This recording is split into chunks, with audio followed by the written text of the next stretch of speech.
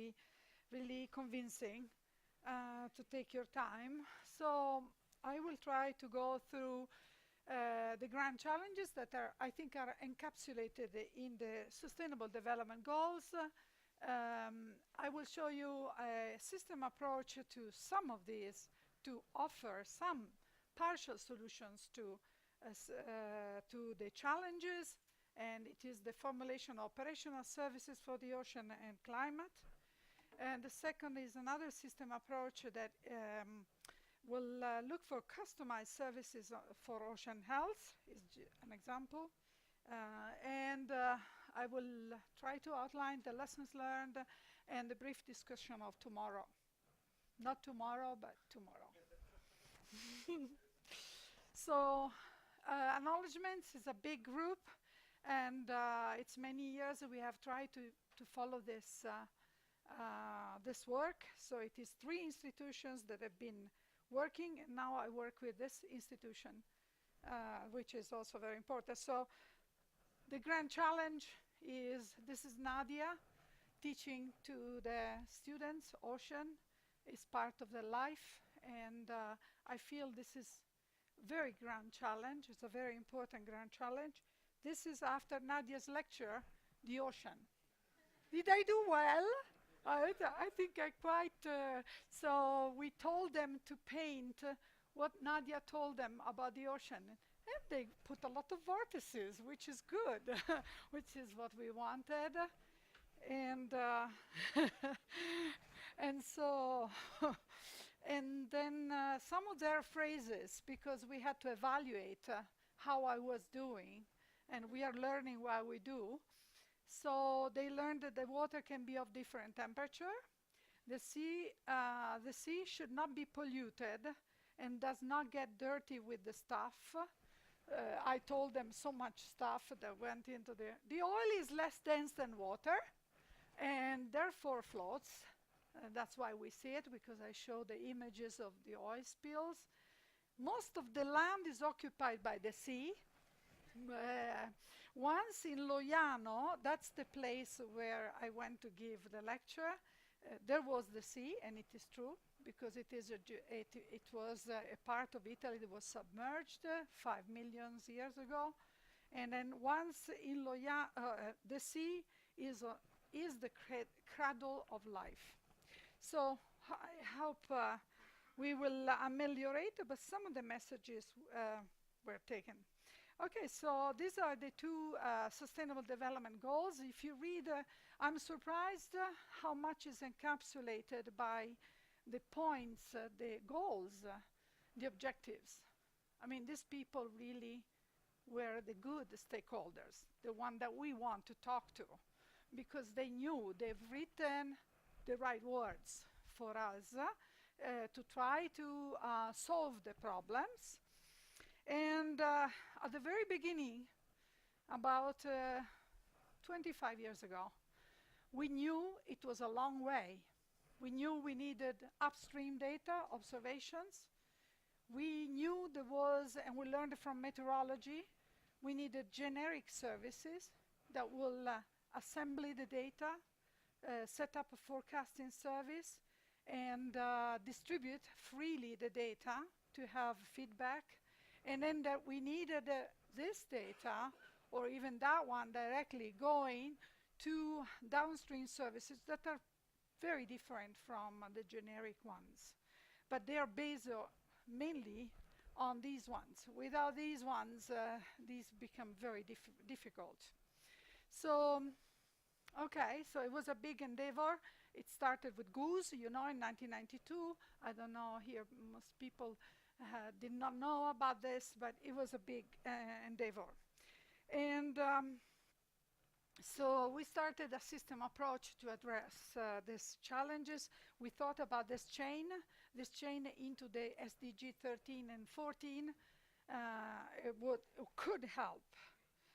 Okay, so generic operational services.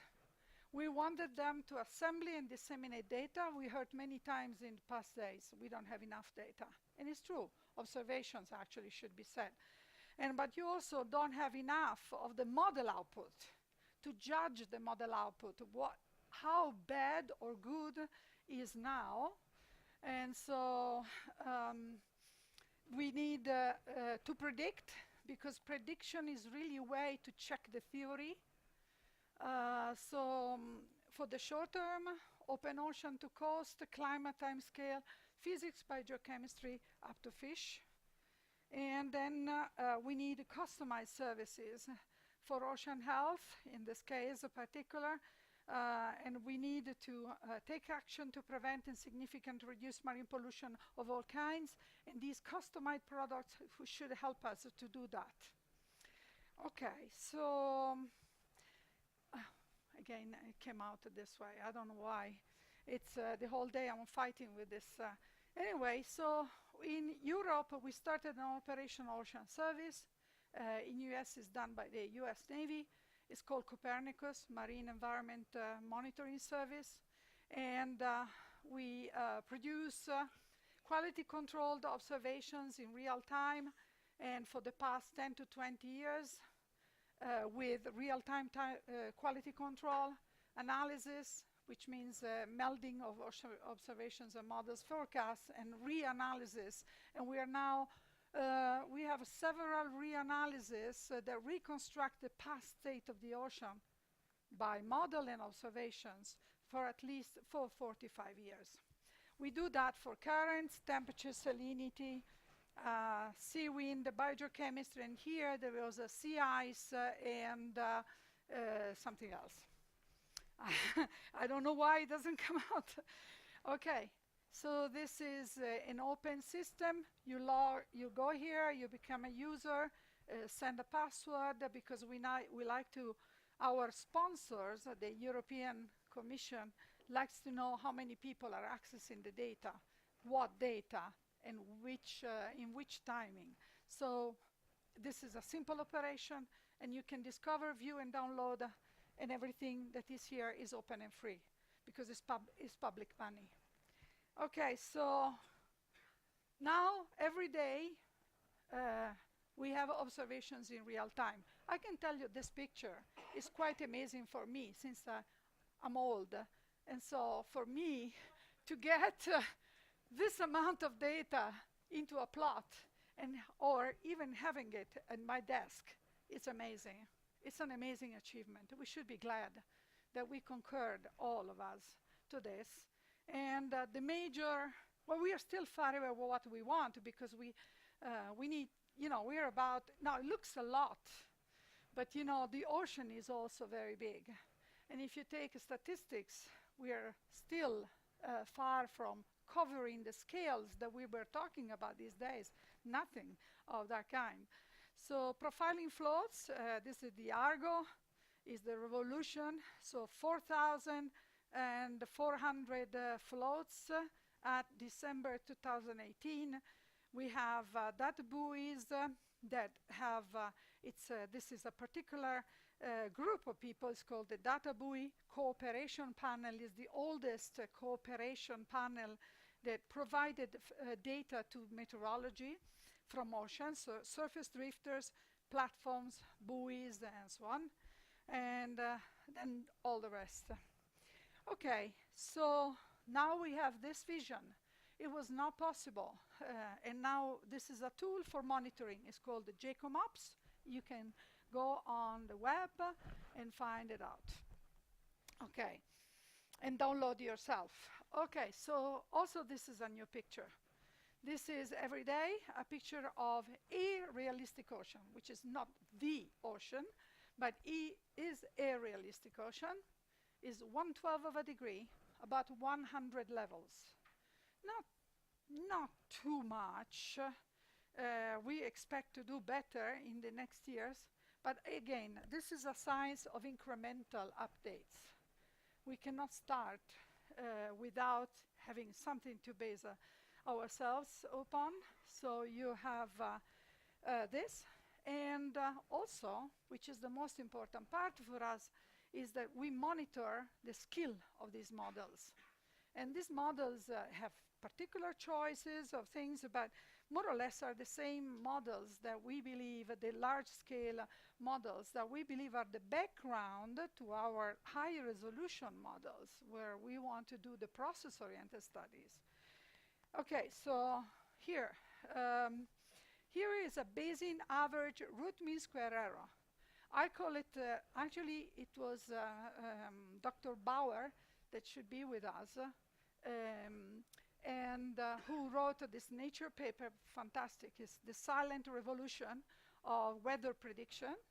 And he, in this paper, talks about the test every day of the theory, which is our model, numerical model. You would say, oh, it's not so much of a theory. It's certainly derived from a theory, Boussinesq equations. We have seen them many, some subgrid scale parameterizations. And this is the error in the global ocean and in many regions. So it's the Bayesian average root mean square error of temperature and salinity in the first 1,000 meters of the water column. I'm showing this because it's most relevant, because it's everything we have been talking about this day. Here, the error, and it is 2016, 17, 18, 19, the same for salinity. Okay, and here we see an error that is, this is winter, lowest error, and then what we have here is the formation of the seasonal thermocline. And the formation of the seasonal thermocline has the largest error because it has the atmospheric forcing error, it has the mixing error, the one that we have been talking about today, and also advective errors. Interlayer layers of different salinity and temperature that are coming laterally. So we have now almost a clear idea of a forecasting model weakness, uncertainties. For this kind of error, three, we believe, and we concur in a group, three main uncertainties, and we agree in a group, three main uncertainties concur. RC fluxes parameterization, that is a very, not hidden problem sometime. Mixing parameterization, including waves, and hopefully they will have much more development on that issue. Advection of water masses in the subsurface from remote regions. Okay. So the community of ocean forecasters do agree that these are our major problems. We can extensively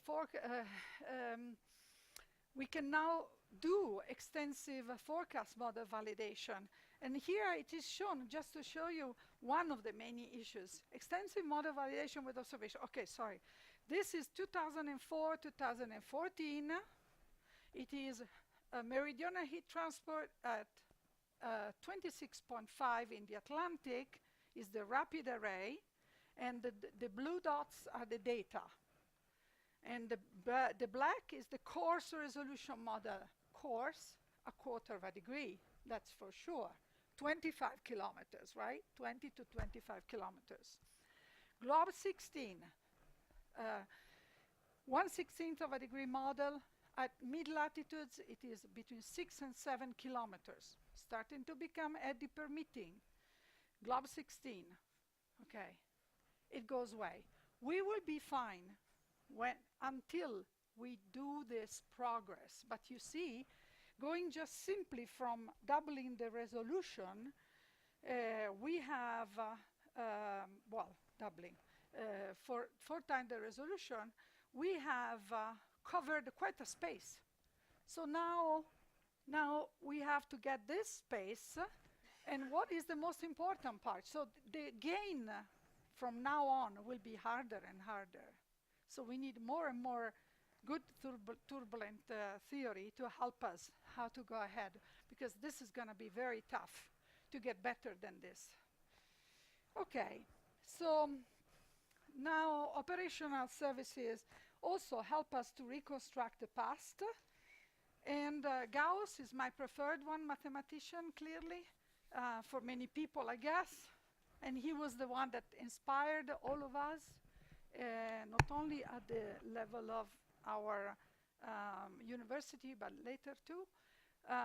And he makes this fantastic statement in 1809, written in his paper in German, but I'm translating it. Since our observations are nothing more than approximation to the truth, we need, and I've taken out a few words, a suitable combination of all observations and theory to approximate as much as possible the truth.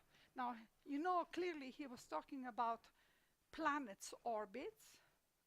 He knew the theory was not enough because the observations were different. And he said, well, I should invent the least square method. And he did. Okay, so now we have Gauss telling us that in order to get realistic, we need to combine observations and models. Neither singly of them can do the job. And such combination today we call data assimilation, and it is this progressive refined methodology to obtain best estimates of the present and the past state of the ocean. So, data assimilation. It's a very, I mean, with respect to the whole math that we have seen here is rather easy, but there are many assumptions. So we have a state vector where we put our wishes for best estimate state variables. So typically, we don't estimate W because that's a very noisy estimation, and in our incompressible models, it is a diagnostic.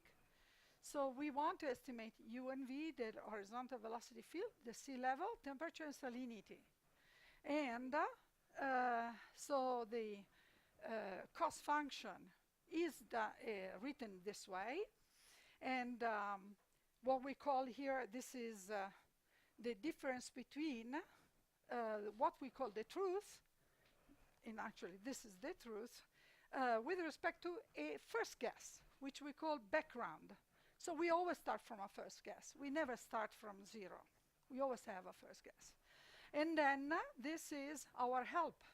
The help is the so-called misfit, which is the model brought to the observational space. And so this is the observational operator, so-called, transform, because sometimes our observations are not directly the variables of our model. Fine. Okay, so basic issue here. Everything that we have been working for many years in the past 20 years is how to define that B. I'm not saying R, but also R. R is the observational error. Instead, B is the background error covariance matrix, which means the model error. So we need to quantify the model error. And I have chosen this because it comes from my background. So we do take shortcuts. We divide a matrix into a sequence of operators, multiplication of operators, and each of them does a job. In this way, we can control. And guess what? The important part of this whole process, the B, is in the vertical structure of the error, which contains the error in the mixing, as we said. So this is the key issue. Okay. So I'm not going to tell you how we do this, how we compute, because it's too much, but I'm going to show you now is the root mean square error of that misfit, the difference between the model and the observations in the space of the observation. And this is from 1985 to 2007. This is one of the long time series I'm talking about. These are the different errors that we have seen also more in a Zoom before for reconstruction, a model that has the reconstructed, which has a data assimilation working. So I assimilate a previous time step, and the next time I compare my model with the next observations, okay? And that's a misfit. So this is the model, and this is what would be a simulation. So we are doing better. So this is closer to reality. Okay, error structure is dominated by mixed layer and upper thermocline formation uncertainties. Okay, so a few years ago, after we had this massive infrastructure built, we started to think, what are we missing? Okay, so we haven't been talking much about tides, but we believe tides are a major model deficiency at this point. So there are many papers talking about this. Now we run a 116 global degree model with and without tides, and you see differences of the order of 50 to 20% in the surface and 1,400 meters and below. So none of the models that are IPCC or ocean forecasting now in Copernicus have tides at the global level. They have it only at the regional one. Okay, so tides is a very important one, and I think they concur in the mixing uncertainty. Okay, what is missing? Downscaling to the coast. So now we want to see a fjord dynamics, and we want to take the field for 1/16 of a degree model and see what is happening here. And one issue in doing this, I'm just going to show you the difficulty. So I want to go to 500 meters. At this latitude, my grid is 3 kilometers. It's not 6 anymore. I think it's falling. And, okay, this is bathymetry only. This is a very nice fjord. And we're going to show some time series in the center of the fjord because there are also data to compare with. And what we find, so let's take the typical approach of simplistic, something simpler. Oh, let's get monthly mean open boundaries field because otherwise it's too much data to, terabyte of data to get down from the. Okay, so this is what happens, is the meridional velocity at the center of the fjord. Fine. And we see this is from 15th of January to the 4th of February. And you see that. Now you put a more realistic field at the boundary, and you start to get this other picture, which overall you see is the blue is here as it was here. The red is here as it was, but it shows something that we know it exists. Means it's called intermediary circulation by many of the knowledgeable people that work in this. Okay, so we have to be careful. When we try to downscale, we cannot do it without doing big data. Okay, so the other part is what is missing. We're missing advanced data assimilation, famous B matrix. Now I'm showing you a pictorial image of our B matrix that we look a lot all the time. And this is a covariance matrix, temperature, salinity, and salinity. Typically, you get temperature highly correlated in the upper water column. But then if you go to look, this is a seasonal winter covariance matrix.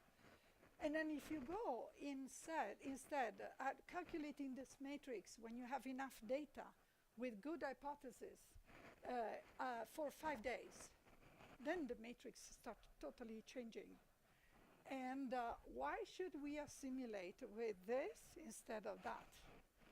And in fact, we have a paper where we show it's important to use an error that varies in time because the error is not equal every time of the year or even every 5 days. Okay, so what is missing? Is missing ensemble ocean predictions. We don't have them. That nowhere we have operational ocean ensemble predictions. So just to tell you what these things are, because in meteorology are now common and they are very important. People cannot do without ensemble predictions. in the atmosphere. So this is the Mediterranean, where I mostly work. I work also in the global now, but I started from the Med, and which is clearly the best basin in the world. And here you see the initial condition spread, and it's the standard deviation of the sea level. Okay, so here we're talking meters. So we get standard deviations of the order of 5 centimeters because we are small in the Mediterranean. But you see, now I'm not going to tell you how I did this, but you see that the perturbation grow only in certain areas. Then if I take these perturbations and I forecast in 10 days, you see the perturbation grow. And they grow around the mesoscale eddies. Why? Because it's this is the definition. We know that mesoscale eddies are very pervasive, that errors, small errors in their position can give big errors in temperature, and so we want to know if we are here, we have maximum uncertainty in the mesoscale eddy field. Okay, so uncertainty is concentrated on the mesoscale. Why? Because this model has only the mesoscales. We don't have the sub-mesoscales yet. Okay, the sea level spread is comparable to the observed sea level error, and uncertainty is amplified during the 10 days forecast. It means that around the eddies where the sub-mesoscale grow, where we have the streaming of the trace, we have maximum uncertainty. So we have to do the best when we want to compute all the very nice quantities. Okay, the next challenge is coupling with the land hydrology. IPCC models do not couple hydrology with the ocean. No model does that. That's one. Second, in our ocean forecasting models, there's no coupling with hydrology. Only climatological, a lot of pushing S equal to the salinity taken as a first guess and so on. Okay, so how do we do that? We are working now with Georgia Tech to try to downscale our 1/16 of a degree global model to this very interesting area, difficult area, but we cannot use the same model of the global. We need to use these models, unstructured grid models, which allows us to go into the complexity of the geometry. And so this is this model. We need to have these new tools, and this is the effect of the river in the salinity. Soon you will see. Here it is, the plume we saw in the.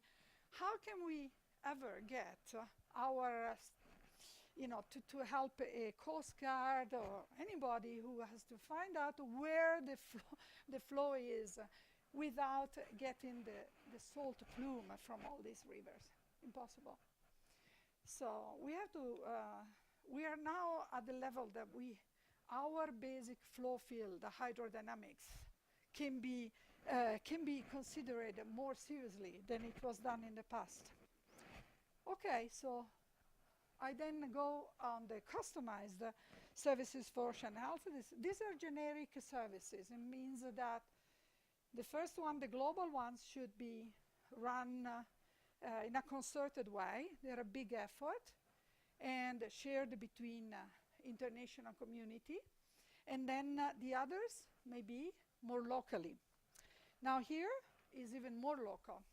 And I will concentrate on customized services for ocean health, for chemical and plastic pollution that is a major threat to the world ocean ecosystem and its coastal areas.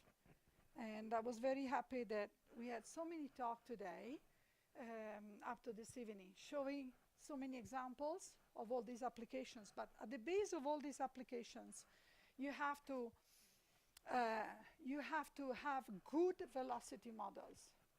Otherwise, it's not, we are starting to, it's too much uncertainty. Okay.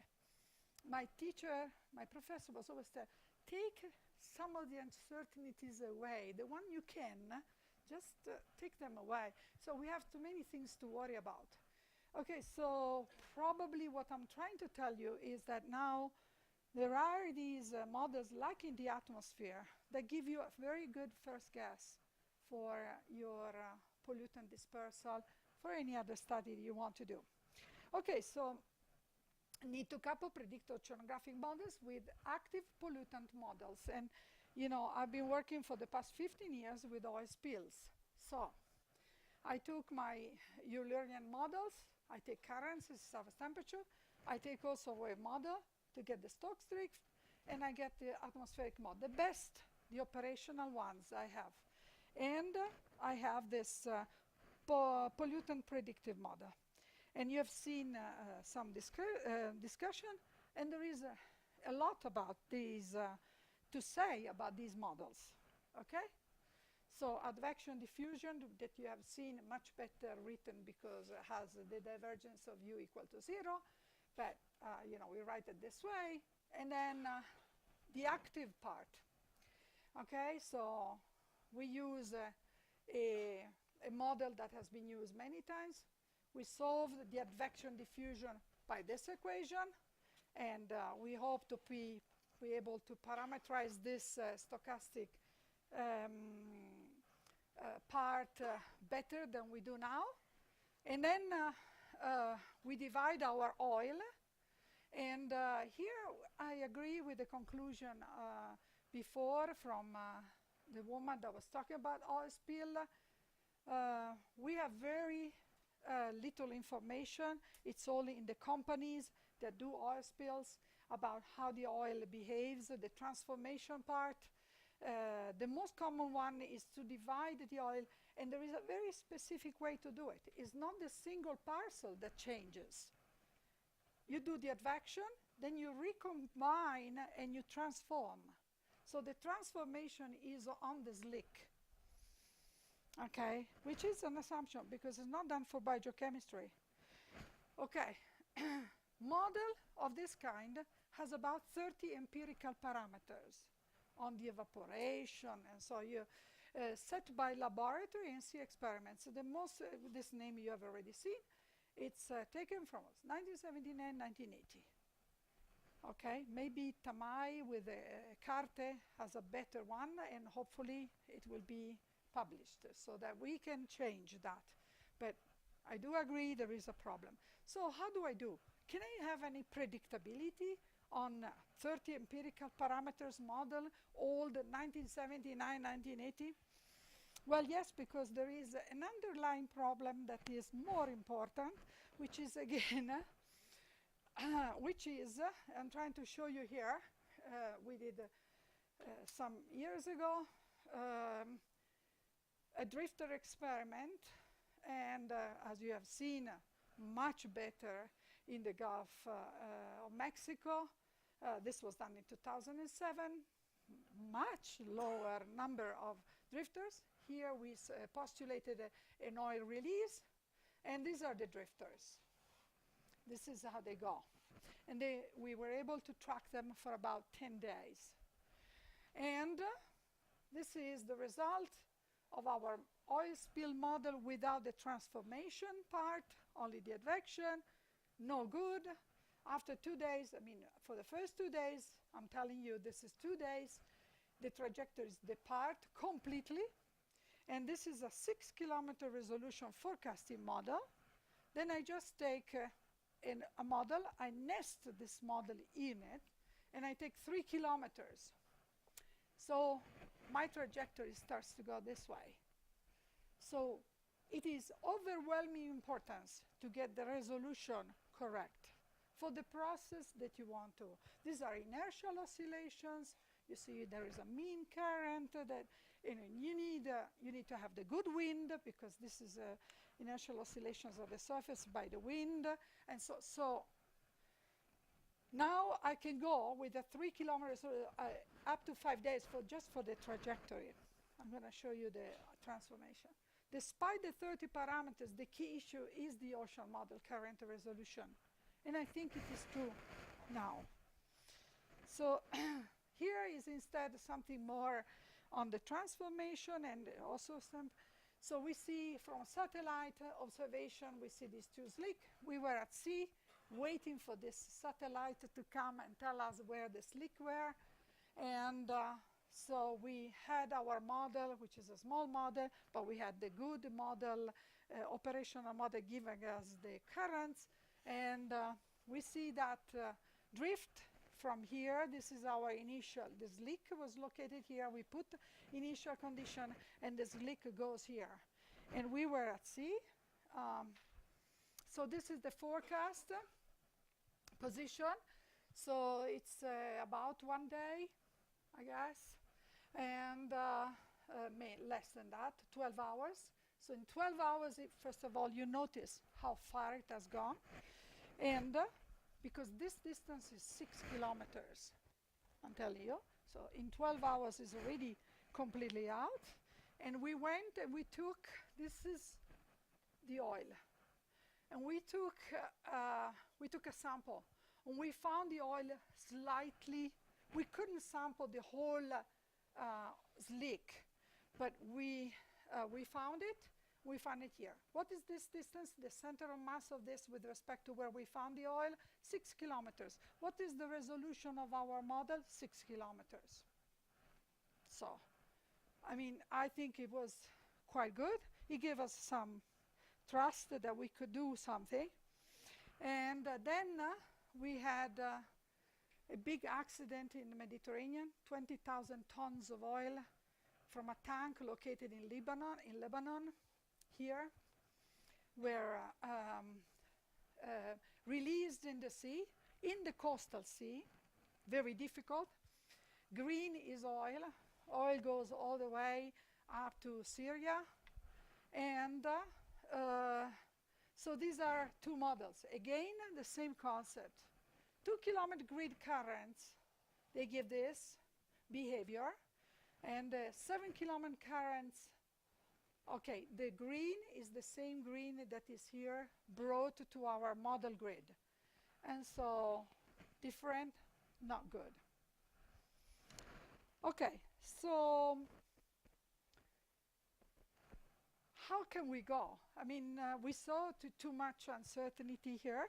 So we thought, okay, let's take another, and also the people in Lebanon, they asked us to give a feedback in half an hour after they told us where the release was. We couldn't do it. It was impossible. We had to run the model at high resolution, do our checks and everything. So after 1 week, we arrived and we said, oh, it's going to go. And everybody knew already that it was in the north. So not a very good one. So we said, we need to change. Okay, so we were lucky. So as demonstrated, few days oil spill forecasting requires high resolution ocean current information. And in the world, I think, except maybe Pierre Lermousier now, only the way to deploy a relocatable nested high resolution model in any world ocean areas is few days to a week. So we are still far away from what an emergency will ask us to do. Okay, so fortunately, we thought, and actually we had the experience in the Lebanon. We had, by chance, people doing ensemble simulation of trajectories of particles, and they were all going to the north for this region, for this season. So we thought, we have to go hazard mapping, and offers an perspectives to assess the hazard different coastal areas around the world and help prevention, to know the likelihood of the oil trajectory in 10 to 30 minutes. We can do it if we have a good database and we can go through. Okay, so I was very happy that and glad that Augusto came to Bologna, and together we did this experiment. So we used an ensemble approach to test the uncertainties, actually not to test, to sample the uncertainties.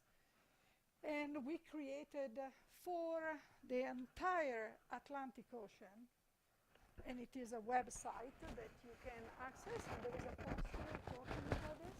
For the entire Atlantic Ocean, we developed the hazard mapping in all, and we classified which area is more risky than others due to the different releases.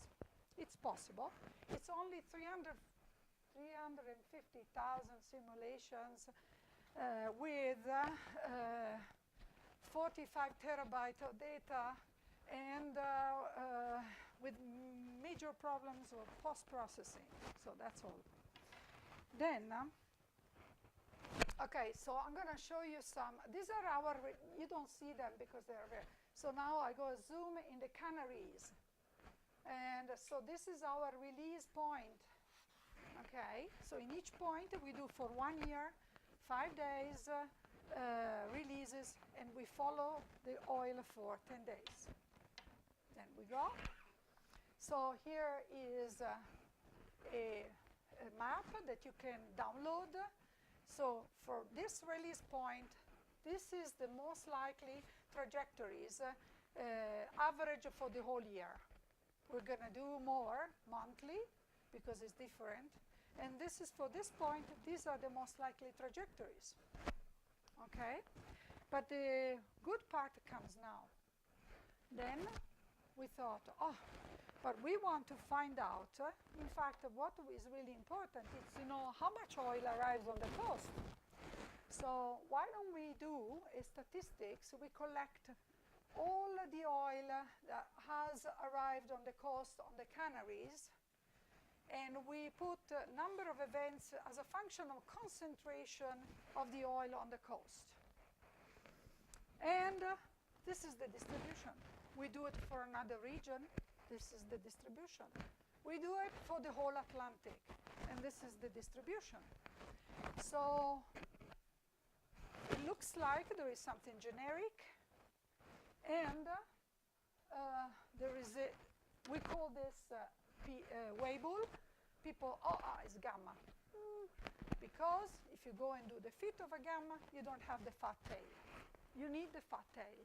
The fat tail is typical. It means very few events with, events with very high concentration, but few. Okay? And that goes forever. And that is the interesting part for us, for the society, let's say. So to get this tail. Okay, so but now we have a tool. So we are going also, like all the experimentalists, to fit curves. So we are very happy. And so we take the Weibull distribution, and we try to find the parameters of this distribution for all the region of the world, of the Atlantic. And so we have a hazard that can be compared, because there is no standard method to compare the hazard across the whole ocean by comparing what? This part, the tail distribution of, which is a particular part, is the integral and blah, blah, blah, so of the Weibull PDF. Then we asked ourselves, but are we the first one to talk about Weibull? No, clearly not.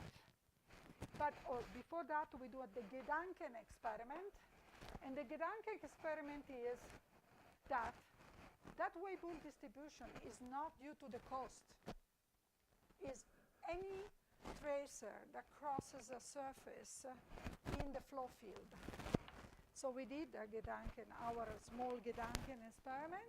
This is the flow field, and we have it variable for 1 entire year.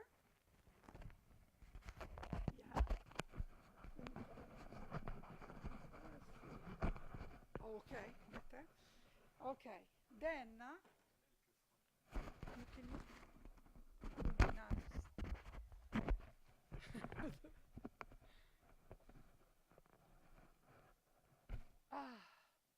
thank you very much, Thierry. Okay, so we fix a crossing line, and we find all the concentration that cross that line. Guess what? They are Weibull distributed. They have a long tail. you can fit any other distribution, the skill score will never be so good. And so the answer is yes.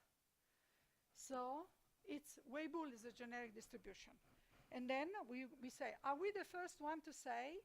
No. There's this beautiful paper in 2009, computed Weibull distribution fit around the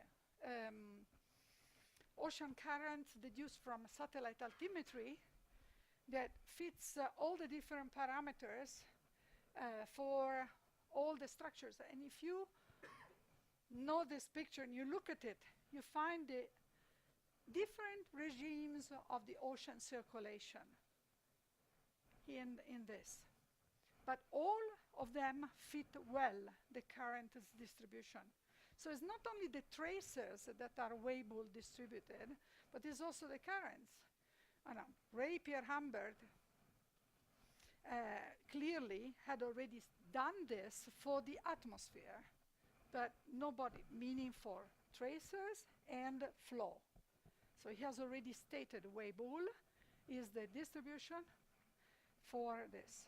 Now, I'll leave with you. Please solve for us. Why is Weibull? Why is Weibull? Why is Weibull in the atmosphere, in the ocean, in the currents, in the tracers? Why is Weibull? Okay, I'll leave you with this question.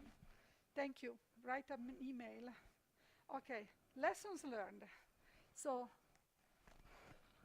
in situ and satellite observation availability is crucial for model development. So all of us, all the modelers, should be together with the experimentalists and the people who get the data in the real world, because these data are absolutely essential and is part of our mission as much as ameliorating our models. We should increase the international network coordination to make available different interdisciplinary data sets, which now are not yet available. Predictive models should be refined progressively, and the proof of concept model does not need to be complex, needs to be compared with observations, real observations from the field. This is we learned the hard way. Coupling with the other components of the Earth system is mandatory at this point. We cannot live without a good coupling with the atmosphere, the land, the surface waters, the underground waters, biogeochemistry, etc. How much time do I have? 0. Okay. So I go on. I want to okay. I want to show you only this because today the work of Tamai was very inspiring. Lesson learned. Mesoscale and sub-mesoscale are everywhere. So we Italians, we have very little, sort of financing for experimental work at sea. So we try to do the best, arrange a little bit. So what we said, we want to find the sub-mesoscales. So we do this pattern, which is 2.5 kilometer pattern with CTDs, only to 100 meters. It took us 20 hours. And then we go here and we do 500 meters and 250 meters with the scan fish. Do we see a different picture? And we do them at the same time. So it's like I have a microscope, right? So let me show you. This is just mapping. So this is the largest scale only. Okay, temperature 40 meters. It's only with these blue dots that are here, and a reconstruction by objective analysis. And then this is when I put this part here. There it is. We got it. There is a sub-mesoscale there. And I'm not going to show you. I have another slide here, but I'm not going to show because I don't have enough time. We went in another area. We dropped again few sensors with high resolution. We found the sub-mesoscales. Okay, so it is something to keep in mind for the future. And okay, I go to tomorrow. So tomorrow. My tomorrow is very short. It's 8 years. So I hope some of the young people will be following some of it or changing it, but have many challenges are ahead of us. We haven't solved many of the problems. Challenge one, we need to build this end-to-end Met-Ocean service and a global infrastructure for sharing observations, model output, and best practices. So I dedicate most of my time to that because I'm old, so I need to do that. But I hope also young people will start soon to come into this endeavor. Challenge two, building resilience and preparedness to natural and man-made ocean and coastal islands with a combination of observation and numerical models. I heard these days nobody's using the models, so we have to break this barrier. This is a barrier. We need to. Models are essential. Who does the forecast? You don't need only the present day. You need a forecast when you really want to do preparedness and something like this. So we need to get the models into the management. Challenge three, understand uncertainties and communicate them in a proper way. That is a very important role, important point. We haven't been successful yet. We need to communicate the uncertainties and just say openly. And ocean literacy. And I'll leave you with that. Thank you very much.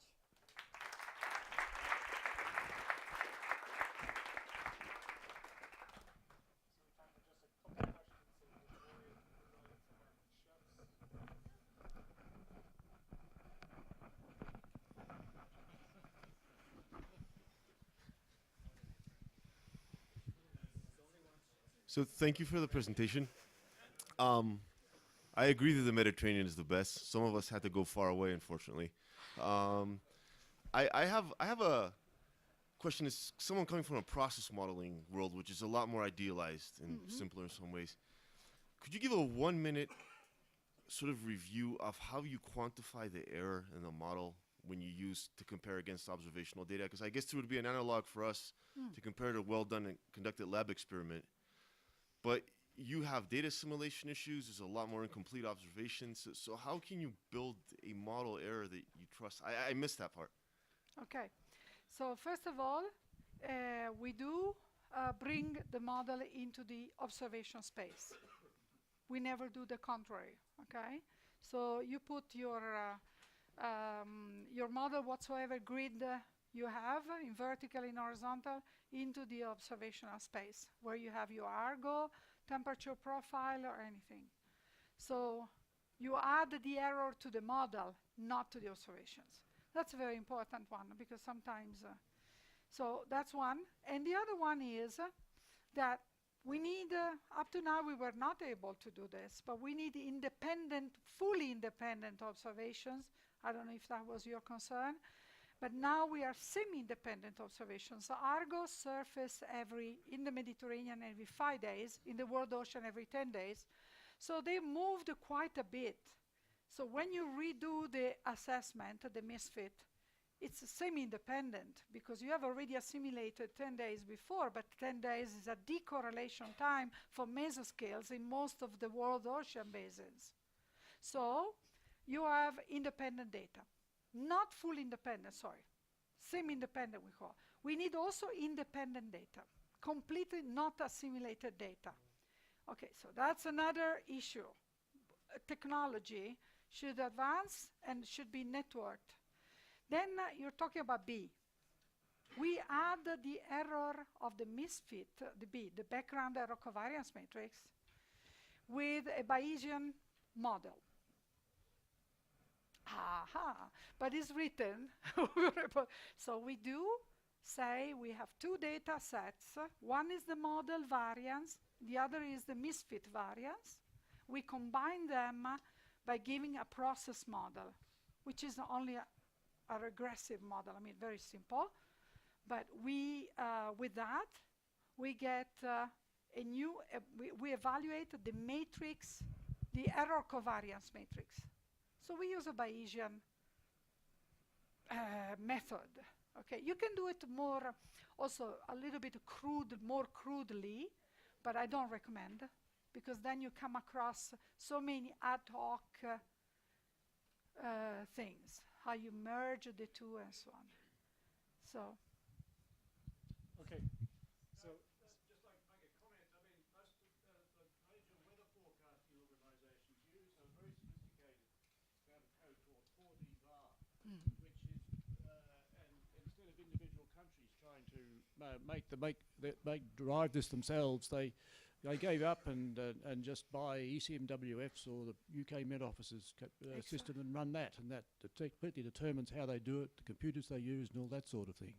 That's right. So so it's quite impressive to see that you're tackling these problems in a slightly different area on an independent basis. It is Europe, and it is a consortia of 10 countries and laboratories around Europe. It is headed by Mercator Ocean in Toulouse, where they run the global model, and we develop together the tools. Okay, thank you very much, Nadia.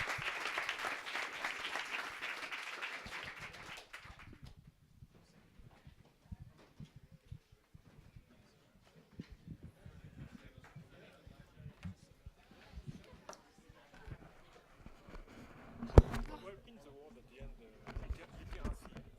Ocean literacy. It's the knowledge. The knowledge. The knowledge of the ocean for everybody, from citizens to young people. yeah. Okay, well, Yeah. Sorry. thank you for your service. It's very lively, very nice. Thank you. Very important.